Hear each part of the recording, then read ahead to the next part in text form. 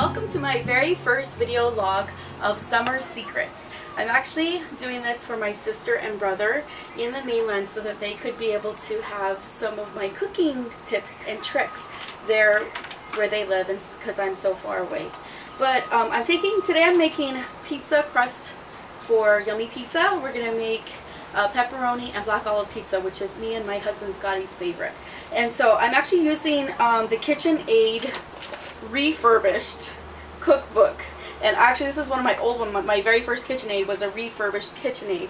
And so I'm using actually one of the recipes out of there, but I've totally made a variation. And so this is the recipe that I'm going to give you, which I'll actually write on my blog.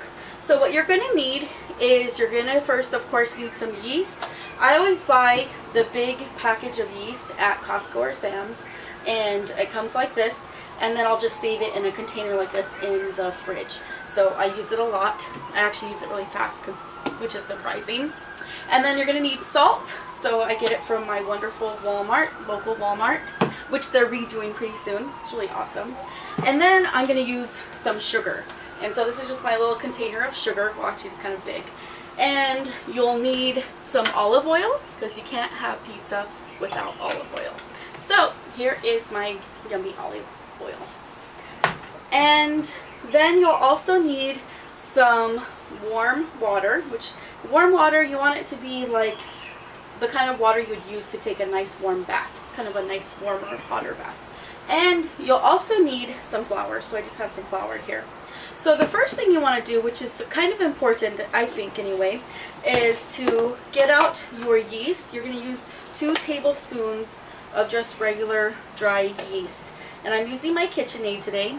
So the first thing I want to do is make sure my yeast is still active and working. So I'm going to put my 2 tablespoons of yeast and 2 tablespoons of just plain white sugar. And the reason why you put the sugar in is the original recipe didn't have it, but I put the sugar in so that the yeast can have something to eat. That's basically what I learned. So you have 2 tablespoons yeast, 2 tablespoons white sugar, and then 1 teaspoon of salt. So I'll just get out my salt. And this is enough that'll make 2 pizza crusts. So if you just want to make 1, you can just cut it in half. So 1 teaspoon of salt. Try not to mix up the salt and the sugar. And I'm going to use my water. So I'm just putting this all together, adding this together so that the yeast can then begin to rise. This is a critical period because it lets you know whether or not your yeast is still active. If your yeast does not start to get all bubbly, then you know that it probably isn't active anymore. Or maybe you use too hot of water. So this is a good step. Not all bakers do it, but I like to do it so that I can make sure my yeast is going to work.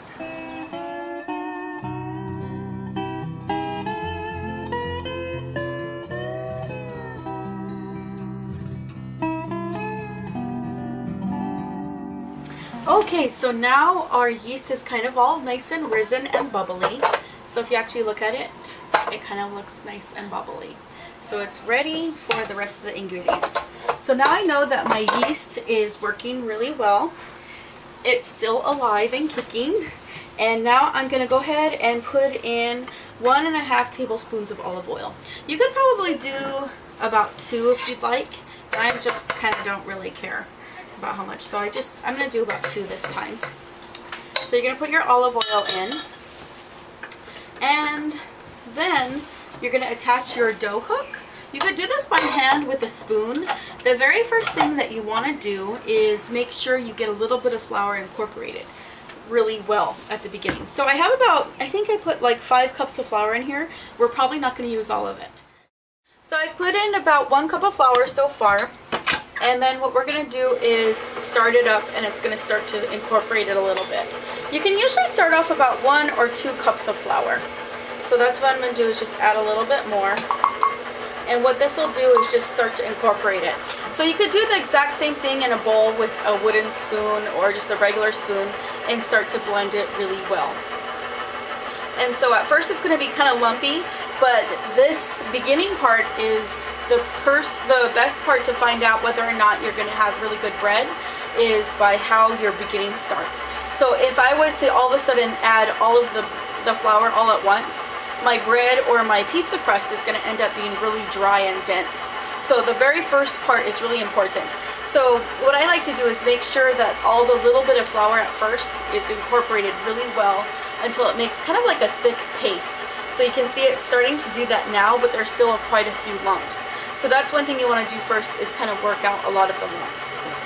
I'm getting my spatula ready so that I can start to scrape down the sides as it starts to use up all of the flour. So you can tell that this is starting to look really good. I'm going to stop it for a second and scrape down the sides of my bowl.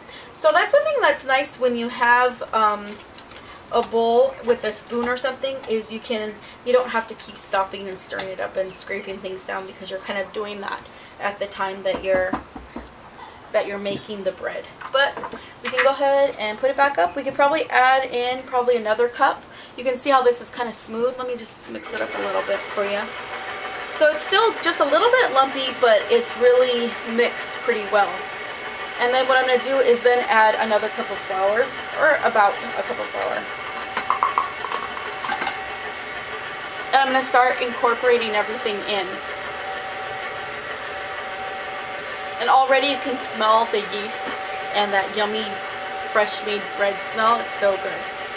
So I'm just going to keep doing this. And something that I like to remember to not do is to add too much flour, because however your dough turns out is going to be what your bread tastes like.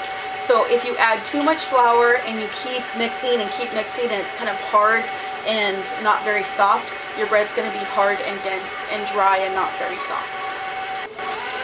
So as you can see now, it's starting to pull away from the sides, and pretty much all of the flour is incorporated.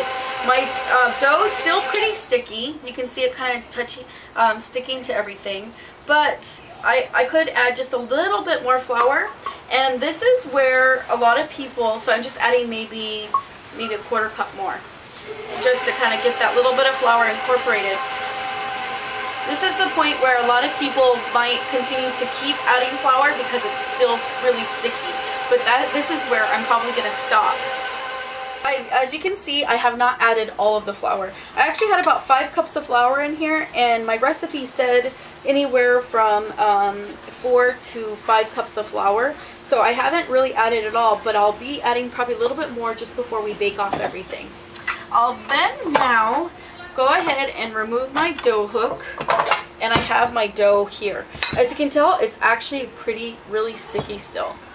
And so I think that this makes it a lot better, even though it's still a little bit sticky, that it makes a little bit more softer, tender type of bread. So I'm now going to get another container. You could probably use this one also, but I like to get a brand new bowl. And I'm just going to use a little bit more olive oil. I probably put in maybe about a little less than a tablespoon, or about a tablespoon of oil. And I'm just going to coat the bottom and the sides with olive oil.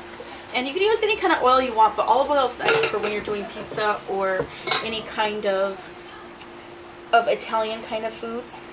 And so what I'm doing is I'm just taking the rest of the dough. It's basically has barely come together. And I am now just pouring it right in and trying to get as much of the bits off as I can. I always hate it when you're watching those cooking shows and they leave all this dough inside. It's like you could make more food with that. So anyway, I hate that when they do that. So I'm going to get as much as I can out. And with using my hand that has a little bit of oil in there, I'm just going to work it into like just a quick little ball, and then I'll flip it once. Just like that. So basically the bread is all covered with oil.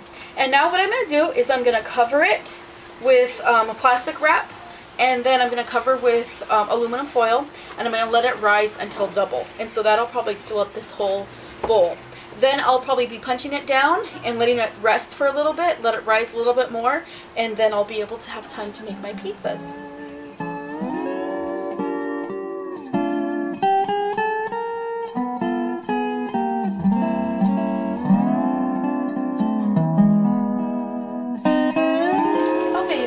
about 45 minutes to an hour.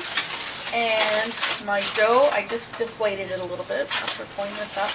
It's risen almost all the way to double, and I'm just going to punch it down and let it rest for a little bit. So it's still pretty sticky, but the oil that's in the dough kind of keeps it from sticking to your hands so badly. So I'm just going to cover it really very loosely and let it rest for a little bit, and then I can prep everything. While I'm doing that, I'm going to put a little bit of oil on my pan that I'm going to be using. So I'm using olive oil to spread this out. This is prepping my pan. And I really like these little silicone brushes because they're really helpful and very easy to clean, and they don't get all those little sticks and stuff into your food. So I'm putting just a very light coating on so it doesn't stick. And usually for pizza crust you're going to use some cornmeal or something. For me, we tried it the last time and it didn't turn out so great. So we're just going to use just olive oil. So we have that. I have my olive oil, which I'm kind of done using. My spaghetti sauce, which it's left over from the other night. It's just the leftover with no meat or anything in it. It's just plain spaghetti sauce from the can or the jar. My Parmesan cheese, pepperoni, my cheese, and I've kind of taken it out of the freezer. I usually keep things in the freezer because it's a little bit easier to keep.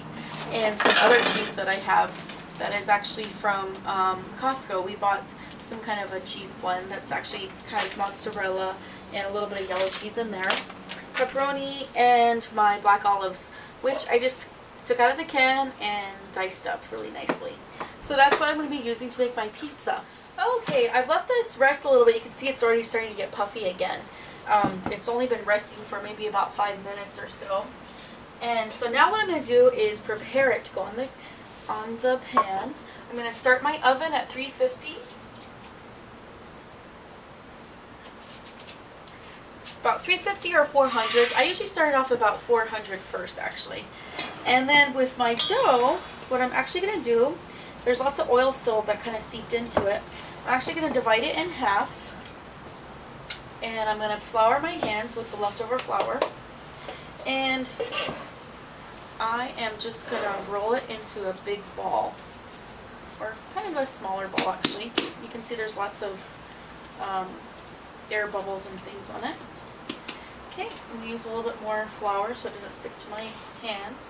And I use kind of the technique that I use when I'm making Navajo fry bread or Navajo tortillas is you just get really good flour on your hands, not really on the dough, and I'm just going to flip it out a little bit and stretch it. So this is what I use to just start it because I don't know how to do all that fancy twirling around of the dough for pizzas. And the holes I just kind of fix by kind of pulling and tugging and fixing it.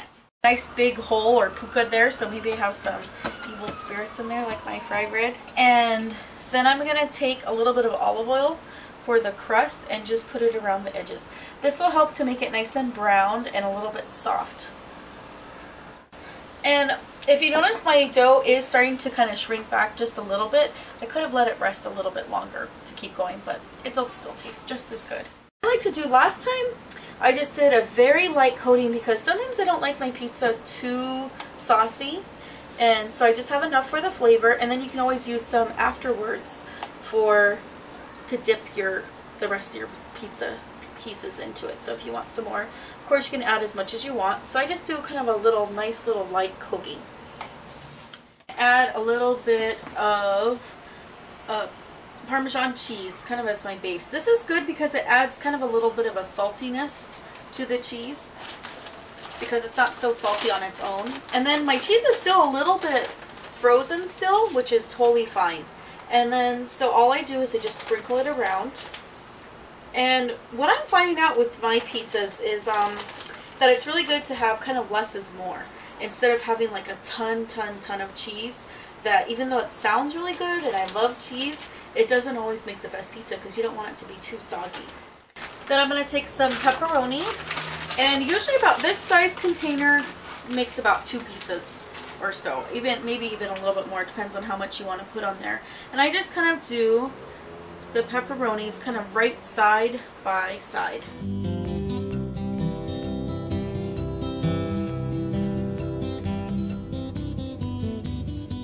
So you could do like extra more and stuff, but I found that this is just plenty. Like I said, less is more.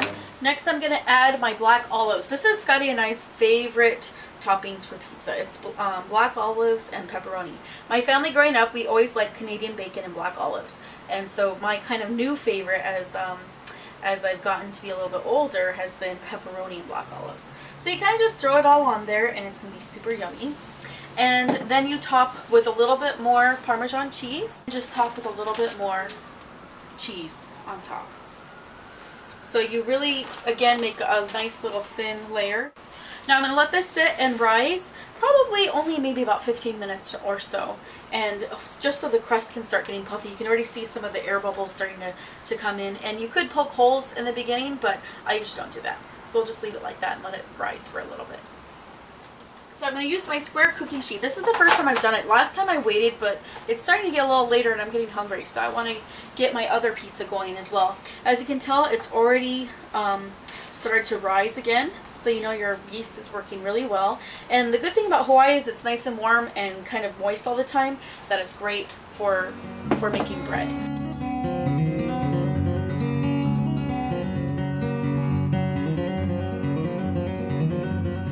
So now I can take my pizza. It hasn't really risen, so it's not really thick and puffy, but you're going to see it rise a lot more in the oven. So I'm going to put it in my preheated oven. It's been preheated to 400 degrees. I then turned it down to about 350.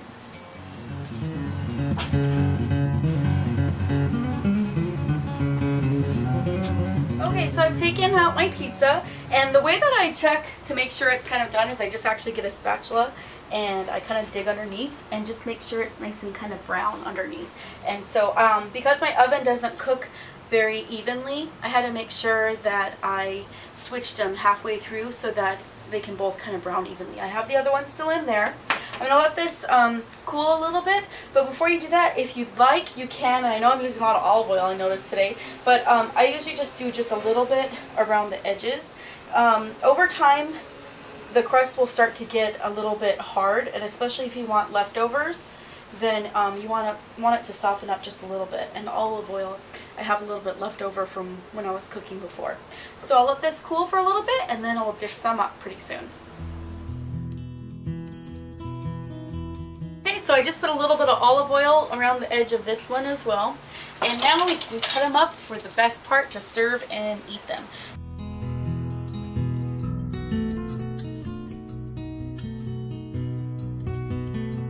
And I'm going to go ahead and serve up a slice for me and my hubby. And we have some yummy homemade pizza.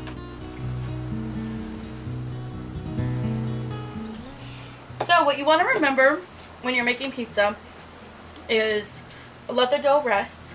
Make sure that you don't add too much flour to the dough so that it stays nice and fluffy and doesn't get too hard. And then you want to kind of go lighter on the toppings because it's so much on there that once it all melts, it turns into yummy gooiness anyway. You don't need to over stuff it. So I hope that you enjoyed Summer's secret, how to make yummy pizza. Thanks for watching.